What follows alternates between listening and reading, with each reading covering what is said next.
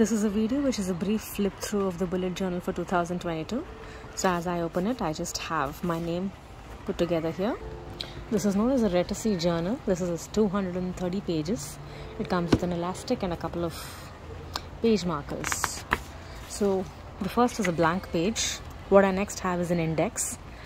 I like to give myself 3 pages for the index, for the subject and the page number, so that I'm able to sort of document everything in place. This spread is yet to be filled. This is the yearly spread. I'm not going to write them. I'm just going to take a A5 printout and stick 2022 with the holidays.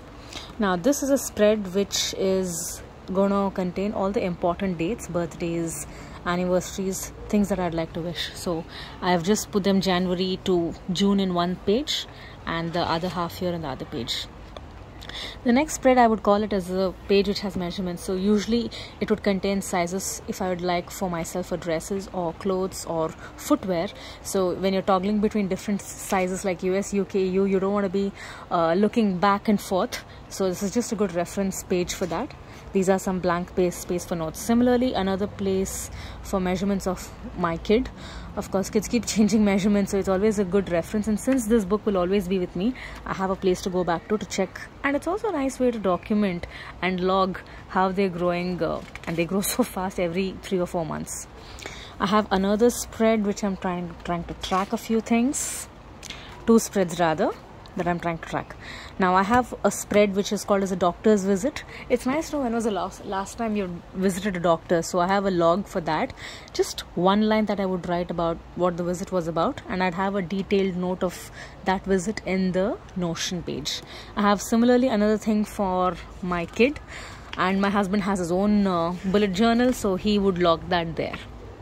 I have a spread for the books that I'm reading and the podcasts that I'm listening to. This is a spread which is going to talk about or document the skills and courses that I've gained for the period of 2022. I have the next spread, which is basically what are the movies or TV shows that I would be watching throughout 2022, and have I met someone this year that I haven't met in the past years. So this is a page which documents the connections. These are the places which I'd like to visit in 2022, so I'm going to fill that up with it, and these are the places visited. So just sort of the spread just tells me that okay, these are the places I would love to visit, and have I visited them or not. I'm able to document that. The next spread are my 2022 goals. I'm leaving this blank largely because if I want to write a major why, so some are lofty goals, some are smaller goals, but nevertheless it's important to document them. What I have here is called as the Q1 goals. So I have one page for Q1, Q2, Q3, Q4. All of these goals are after my yearly goals.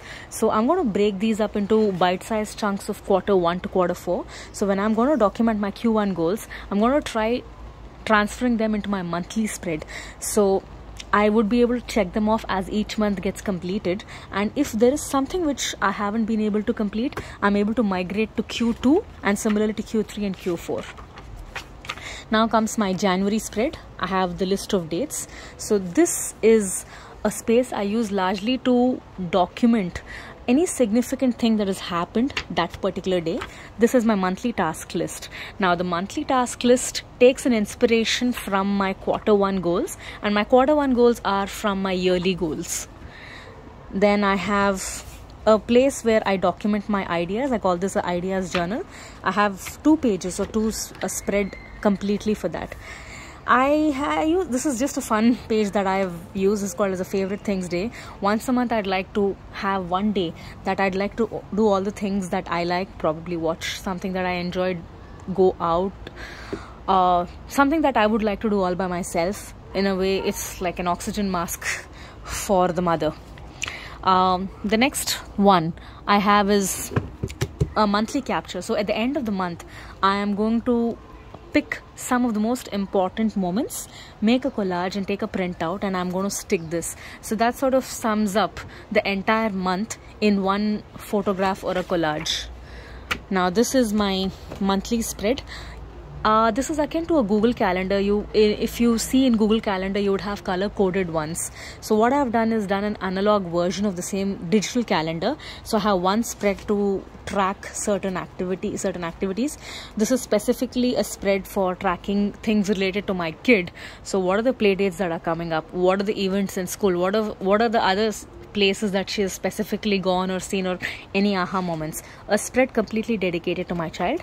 And this is more like a family spread. Now a lot of things could overlap between this spread and my kid's spread, but this gives me a bird's eye view of something very specific to the kid, and this gives me a bird's eye view of what's happening with our family, and the previous one is a spread specifically for me. From here on, I'm going to have my weekly logs. I'm going to have my weekly task list, which I will take from my monthly task list, which again comes.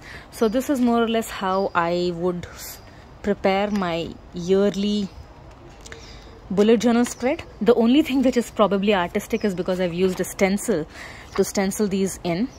Not really, so that's the only creative part. So I'm not really a creative bullet journaler. This is more to be very clear in terms of the goals that I have and how I track them, and any interesting and inspiring ideas that I would come along the way.